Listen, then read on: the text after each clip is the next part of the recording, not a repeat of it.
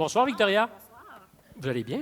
Très bien, et vous? Oui, fort bien. Est-ce que vous êtes de la gang d'Entraidon aussi? Exactement, c'est la politicienne que Jessie parlait tantôt. Là. C'est vous, ça? C'est moi, Qui c'est tenez moi. les statistiques? Exact. Qui donc a probablement ragé quand j'ai mis un S à votre nom, sans qu'il y en ait, Sûrement. sans doute. Mais les statistiques, parce que j'ai dit presque 6000 heures de temps investi, Ouais. est-ce que je suis en dessous ou au-dessus de ce que vous avez consacré? C'est sûr que ça fait plusieurs années, on est plusieurs membres qui s'impliquent à toutes les semaines, on a à cœur ce projet-là, donc on dépasse et on est à peu près dans ces nombres-là, effectivement. Là. C'est pas mal de travail. Pas mal de travail, mais ça nous tient à cœur, puis ça démontre qu'on est beaucoup plus que des étudiants, puis qu'on peut œuvrer concrètement à l'amélioration de notre société.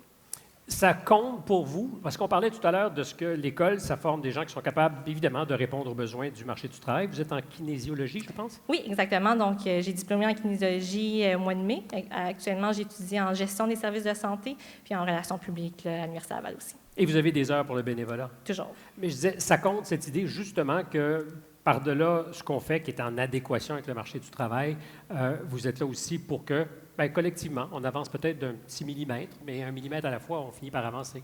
Exactement. Puis mes parents m'ont toujours dit que chaque action qu'on fait à tous les jours, que ce soit petit ou grand, bien, ça a une différence dans notre société.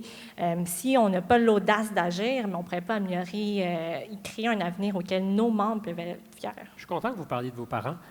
Ce sont des modèles dans votre existence? Toujours. Je pense qu'on a tous des modèles qu'on admire, des grands modèles, des personnalités, mais les personnes qu'on côtoie dans notre quotidien, que ce soit nos professeurs, nos parents, bien, c'est eux qui ont vraiment une grande différence. Puis on rayonne sur scène, mais derrière cette scène-là se trouvent des personnes qui, de proche ou de loin, nous aident à nous former en tant que personnes et à nous rendre où on est. Est-ce qu'ils sont dans la salle ce soir? Exactement, ils sont juste ici. Exactement. Ils ont l'air un peu fiers, hein? Toujours.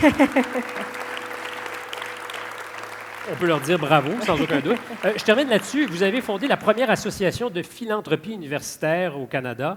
En général, on a la pensée philanthropique quand on est à la fin de notre vie. On a envie de redonner, de partager. Vous avez décidé de ne pas attendre. Mais en fait, on est une équipe d'étudiants qui a fondé l'Association des jeunes philanthropes de l'Université Laval, qui est effectivement la première association de philanthropie étudiante au Canada. Mais je pense que en fait, il y a 75 des Québécois qui sont philanthropes, mais on ne le sait pas.